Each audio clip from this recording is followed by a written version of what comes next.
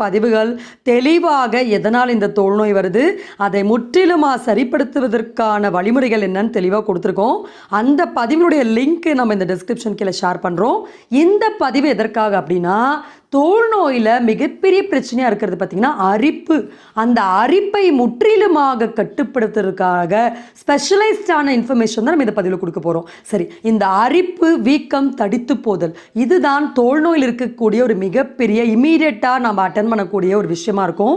அது என்ன மாத்திரை போட்டாலே இன்றைக்கி நிறைய பேருக்கு அந்த அரிப்பு நிற்கிறதே கிடையாது, ரொம்ப கஷ்டப்படுறாங்க. ஸோ அவங்களுக்கான ஒரு ஸ்பெஷலைஸ்டான இன்ஃபர்மேஷன் தான் இந்த அரிப்பை. எதனால் ஏற்பட்ட அரிப்பாக இருந்தாலும் பரவாயில்ல, அதாவது தோலில் ஏற்படக்கூடிய அலர்ஜி, ரேஷஸ், ரெட் கலராக இருக்கக்கூடிய ஸ்கேலிங்ஸாக இருக்கட்டும், இல்லைனா இரிட்டேஷனாக இருக்கட்டும், பூச்சிக்கடின்னு சொல்லக்கூடிய விஷப்பூச்சிகள்னால ஏற்படக்கூடிய அரிப்பு, அதே மாதிரி டெர்மடைட்டிஸ்ன்னு சொல்லக்கூடிய தோல் நோயினால் வந்தக்கூடிய அரிப்பு,